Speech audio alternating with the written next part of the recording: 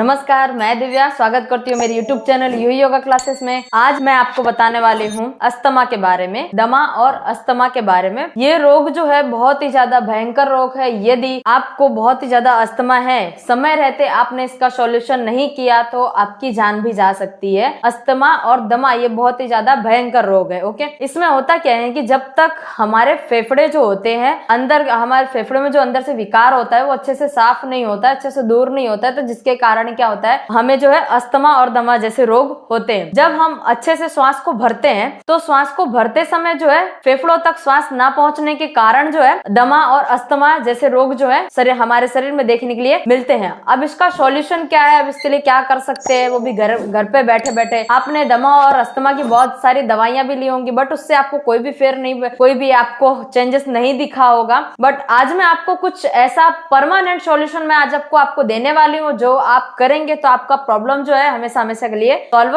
हो जाएगा। अब ज्यादा देर ना करते हैं, हम करते हैं फटाफट वीडियो की शुरुआत। बट उससे पहले आप मेरे चैनल पर नए हैं तो चैनल को सब्सक्राइब कर दीजिए। तो मैं आपको बता रही हूँ कि अस्थमा और दमा के बारे में। यदि आपको अस्थमा और दमा बहुत ही ज्यादा है तो उसके लिए आप क्या कर सकते हैं। आपको करना क्या है, एक मैं आपको एक्सरसाइज बता रही हूँ, वो आपको रेगुलरली करनी है, और मैं आपको कुछ प्राणायाम बताने वाली, वो प्राणायाम आपको रेगुलरली करने हैं। सिर्फ और सिर्फ एक एक्सरसाइज और कुछ प्राणायाम में कितने प्राणायाम है, 4 प्राणायाम है, वो आपको रेगुलरली करने हैं। ओके, जब आप ये पांचों की 5 चीजें करेंगे, 4 प्राणायाम और एक एक्सरसाइज, तो आपका जो दमा और अस्थमा है वो कब गायब हो जाएगा, हमारे शरीर से कब दूर हो जाएगा, वो हमें ही नहीं पता रहेगा। ओके, और आप एकदम स्वस्थ हो जाएंगे और आप अपनी बॉडी को एकदम फिट बना के रख पाएंगे। ओके, तो अब चलिए ज्यादा देर ना करते हुए हम करते हैं फटाफट शुरुआत। अब आपको करना क्या है, दमा और अस्थमा के लिए सबसे पहले आपको उल्टे लेट जाना है। उल्टे लेट के यानी कि पेट के बल में सो जाना है। फिर सोने के बाद हमारे हाथ जो है इस तरीके अच्छा से एक स्टैंड बना लेना है, और हमारे दोनों हाथ जो है हमारे दाढ़ी के नीचे होंगे, और ये दोनों हाथ हमारी कोहनियां जो है वो जमीन पर टच रहेंगी। और टच रहने के बाद एक एक पैरों को हमें उल्टा ऊपर नीचे करना है। अब ऊपर नीचे किस तरीके से करना है, श्वासोच्छ्वास की प्रक्रिया जो होती है उसके साथ ही आपको ये जो एक्सरसाइज आपको रेगुलरली करनी है। देखिए, जब आप पैरों को ऊपर की ओर लेके जा रहे हैं, यानी कि एक पैर आपने ऊपर लिया तो श्वास जो है आपको भरना है, और जब आप पैर के नीचे लेके जा रहे हैं तब आपको श्वास को छोड़ना है। इसी तरीके से जो है आपको दूसरी एक्सरसाइज इसी में ही करनी है, उल्टा लेट करिए। आपको पहले आपने एक एक पैर से ऊपर नीचे किया, फिर बाद में आपको दोनों पैरों को ऊपर नीचे, श्वास भर के ऊपर और श्वास छोड़ के नीचे, उल्टा लेट के घुटने से मोड़ के हमें करना है। ओके, ये एक्सरसाइज जो है आपको रेगुलरली कर लेनी है। फिर बात है प्राणायाम की। अब प्राणायाम आपको पहला प्राणायाम जो है कौन सा करना है, यानी कि 4 प्राणायाम है, इसलिए आपको स्टेप बाय स्टेप चलना है। देखिए, जब आप प्राणायाम और ये जो मैंने आपको एक्सरसाइज बताई है, यदि आप ये रेगुलरली करेंगे तो आपको जो दमा और अस्थमा है ये तो दूर होगा ही, और साथ ही साथ आपको अन्य रोग है, जैसे कि हृदय से लेकर रोग है, हार्ट अटैक की समस्या है, या फिर हृदय इन्फेक्शन है, कुछ भी ऐसी बीमारी है वो भी आपकी दूर होगी। साथ ही साथ आप डिप्रेशन में है, तनाव में है, आपके अनिद्रा की शिकायत है, यानी कि आपकी रात को नींद पूरी नहीं होती है, आप डिप्रेशन में रहते हैं, तनाव से ग्रस्त हैं, अनिद्रा है, ये सारी प्रॉब्लम का सॉल्यूशन जो आपको बहुत ही ज्यादा जल्दी और बहुत ही जल्द मिलेगा। ओके, फिर बाद में यदि आपको इसके साथ साथ जो है डायबिटीज रहती हो, या फिर आपको बीपी यानी कि ब्लड प्रेशर है, तो उच्च रक्तचाप जो आपको रहता हो, तो उससे भी आपको जल्द से जल्द छुटकारा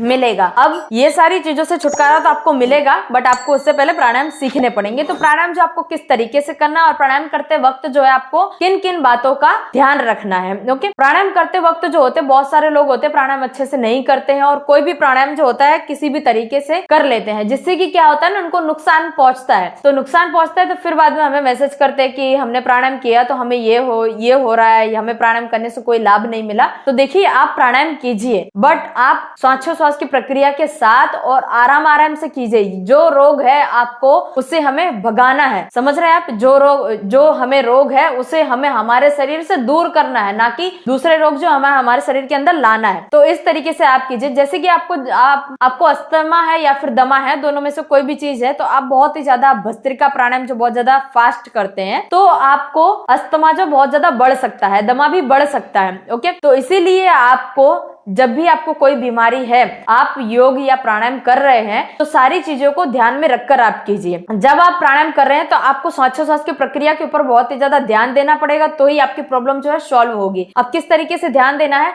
आप किसी भी पोजीशन में बैठ जाइए। मैं तो आपको एक ही पोजीशन रिकमेंड करूंगी, वो है सुखासन। अब जिन लोगों में मतलब कि घुटने दर्द होते हैं तो वो लोग आराम से पैर फैलाकर, पैर के लंबे कर आराम से बैठ सकते हैं, या फिर कुर्सी में बैठकर, सोफा में बैठकर आराम से प्राणायाम जो है कर सकते हैं। ओके, तो मैंने आपको पहला प्राणायाम बताया भस्त्रिका। अब भस्त्रिका आपको किस तरीके से करना है, आपको ध्यान मुद्रा में बैठ जाना है इस तरीके से, कमर को सीधा रखते हुए, गर्दन को सीधा रखते हुए और नजर को सामने रखते हुए। आप आंखें भी आप अपनी बंद रख सकते हैं, खुला रखना चाहते हैं तो खुला भी रख सकते हैं, बट आप जितना आंखें बंद करके प्राणायाम करोगे उतना ही आपके लिए ज्यादा बेटर रहेगा। अब किस तरीके से करना है देखिए, श्वास को, भस्त्रिका प्राणायाम मैं भी आपको करा रही हूँ, श्वास को आराम से भरना है।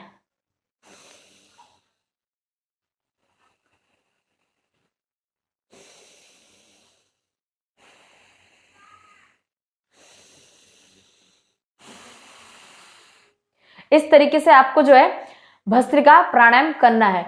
यदि आपने फास्ट किया, फास्ट किस तरीके से करते हैं वो भी मैं आपको बता देती हूँ। यदि आपने फास्ट किया तो आपको अस्थमा और दमा जैसे रोग जो है ज्यादा बढ़ सकते हैं, इसलिए आपको धीरे धीरे करना है। देखिए,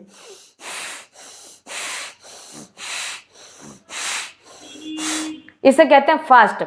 ओके, तो फास्ट आपको नहीं करना, एकदम धीरे धीरे से आपको भस्त्रिका करना है। दूसरा प्राणायाम हमारा है भ्रामरी।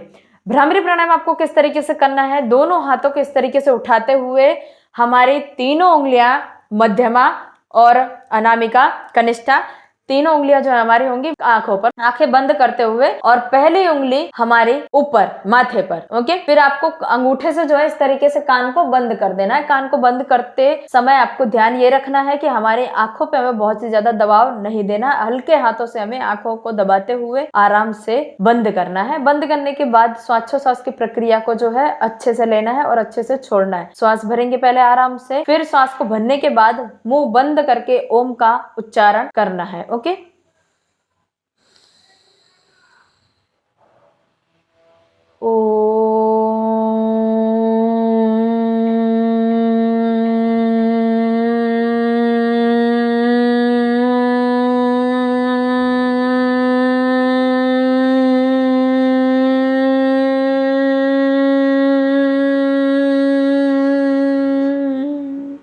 इस तरीके से आंखों को खोलते हुए, हाथों को धीरे से साइड में मुड़ते हुए रखते हुए, हमारे दोनों हाथों को आराम से हमारी जांघों के ऊपर, हमारे घुटनों के ऊपर आराम से हमें रखना है। फिर आराम से हमारी आंखों को खोलते हुए। ओके, इस तरीके से जो है मैंने आपको दो प्राणायाम बताए। पहला प्राणायाम मैंने आपको बताया भस्त्रिका, और दूसरा प्राणायाम ये था हमारा भ्रामरी। इस तरीके से आपको भ्रामरी, भस्त्रिका दोनों प्राणायाम करने हैं। अब हम बात करते हैं तीसरे प्राणायाम की। अब मैं आपको बता देती हूँ कि पहले प्राणायाम आप किस तरीके से करेंगे। देखो, श्वासोच्छ्वास की जो प्रक्रिया होती है एकदम अच्छे से करनी है। फेफड़े तक हमारी जो श्वास है फेफड़ों तक जानी चाहिए। जब आपकी श्वास जो है अच्छे से फेफड़ों तक जाएगी और फिर आप अच्छे से बाहर निकालेंगे, श्वास को छोड़ेंगे, तो हमारे फेफड़े जो है अच्छे से अंदर से, हमारे फेफड़ों के अंदर जितने विकार है वो सारे के सारे दूर होंगे और अस्थमा और दमा जैसे रोग जो है आसानी से बाहर हो जाएंगे, यानी कि दूर हो जाएंगे। ओके, अब तीसरा प्राणायाम हमारा उद्गीत प्राणायाम। उद्गीत प्राणायाम आपको क्या करना है कि ध्यान मुद्रा में दोनों हाथों को इस तरीके से रखते हुए, कमर से सीधा, गर्दन से सीधे, और आंखों को बंद रखते हुए हमारी गर्दन को जो एकदम सीधा रखना है। फिर श्वास को भरना है, पूरा श्वास को भरना है। हमारे श्वास जो है एकदम फेफड़ों के अंदर तक जानी चाहिए,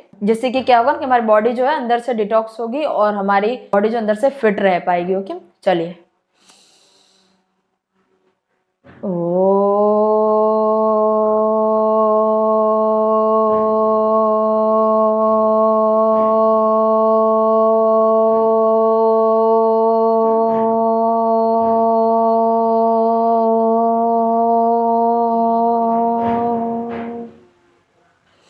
रिलैक्स, धीरे धीरे हमें दोनों हाथों को ऊपर उठाते हुए दोनों हथेलियों को आराम से घिसना है। जितना हो सके उतना हमें घर्षण करना है, जब तक हमारी हथेलियां गर्म ना हो जाएं तब तक।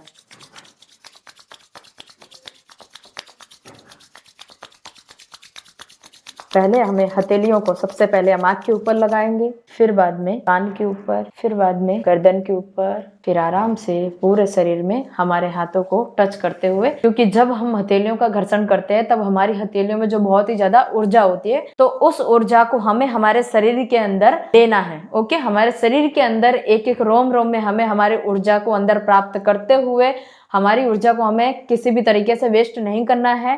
सारी की सारी ऊर्जा जो हमें हमारे शरीर के अंदर लेनी है। ओके। जब आप ये प्राणायाम करते हैं तो साथ ही साथ हमारे शरीर में 3 दोष होते हैं, वात दोष, पित्त दोष, कफ दोष। ओके, 3 दोष होते हैं। तो ये 3 दोष जो है अनबैलेंस हो जाते हैं, जिनके कारण हमारे शरीर में अलग अलग प्रकार के रोग देखने के लिए मिलते हैं। तो जब आप ये सारे के सारे प्राणायाम करते हैं तो वात, पित्त, कफ दोष, ये सारे के सारे दोष जो है आराम से मेंटेन रहते हैं, बैलेंस रहते हैं, जिसके कारण क्या है ना कि हमारी बॉडी जो है बीमारियों का शिकार नहीं होती है और हम अच्छे से स्वस्थ रह पाते हैं। ओके, अब बात आती है चौथे प्राणायाम की कि चौथा प्राणायाम कौन सा है। बहुत ही ज्यादा पावरफुल प्राणायाम है, वो है अनुलोम विलोम। अनुलोम विलोम तो खास करके आपने सुना ही होगा और किया भी होगा। तो चलिए वापस मैं आपको एक बार करके दिखा देती हूँ। सबसे पहले हमें करना क्या है कि हमारे हाथ जो, एक हाथ हमारा ध्यान मुद्रा में होगा और दूसरे हाथों को इस तरीके से हमारे जो हाथ है, पहले हम अंगूठे को इस तरीके से नाक बंद करेंगे, हमारी जो दाएं साइड की जो नासिका है उसे हम बंद करेंगे। ओके, श्वास भर के पहले हमें लेफ्ट नासिका से श्वास को भरना है, फिर बाद में राइट नासिका से श्वास को छोड़ना है। और ध्यान आपको ये रहे कि जिस नासिका से आपने श्वास को छोड़ा है उसी नासिका से श्वास को वापस भरना है। यही प्रक्रिया कंटिन्यू आपको करते रहना है। फिर बाद में ऐसा लगे कि आपको ये हाथ मेरा दर्द होने लगा है तो फिर आपको दूसरे हाथ से शुरुआत कर देनी है। ओके, चलिए शुरुआत करते हैं।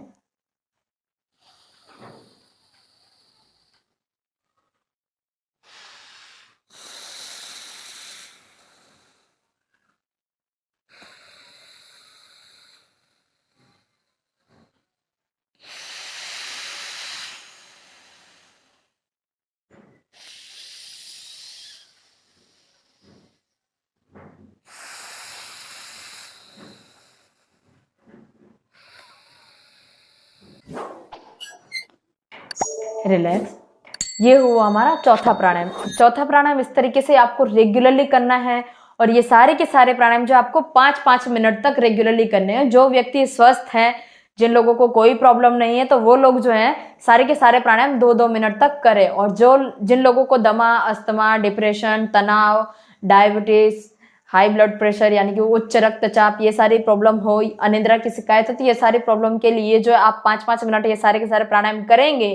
और साथ ही साथ मैंने आपको 2 एक्सरसाइज बताई हैं, वो आपको रेगुलरली करनी है, तो आपके बॉडी में एक भी बीमारी नहीं आएंगे और साथ ही साथ जो बीमारी होंगी अंदर तो वो भी बाहर हो जाएंगी। ओके, आप जब ये प्राणायाम करते हैं तो आपको ध्यान में ये रखना है कि आपको क्या करना है कि हमारे मन में ऐसा हमें सोचना है, विचार करना है कि हमारे फेफड़े जो अंदर से स्वस्थ हो रहे हैं, अस्थमा या फिर दमा जैसी बीमारी बहुत ही जल्दी गायब हो जाएगी, बहुत ही जल्दी दूर हो जाएगी। आपको यानी कि पॉजिटिव सोचना है। ओके, जितना आप पॉजिटिव सोचेंगे उतना ही ज्यादा आपकी बीमारी से लड़ने में जो है आप बहुत ही ज्यादा मतलब कि हिम्मत दे सकेंगे। ये बीमारी शरीर से कब गायब हो जाएगी आपको भी नहीं पता चलेगी। तो इस तरीके से आपको पॉजिटिव सोचना है और आराम आराम से प्राणायाम करते हुए, सारी बातों को ध्यान में रखते हुए तभी आपको प्राणायाम करना है। यदि आपको फिर भी कोई इश्यू आ रहा है, फिर भी आपको कोई प्रॉब्लम है, तो आप मुझे मैसेज करके, कमेंट करके, किसी भी तरीके से आप पूछ सकते हैं। आपको स्क्रीन पर नंबर दिख रहा होगा, उस नंबर पे आप व्हाट्सएप पर मैसेज करके मुझे पूछ सकते हैं कि मुझे ये प्रॉब्लम है, यहाँ पर मुझे इश्यू आ रहा है। तो आप मुझे मैसेज कीजिए,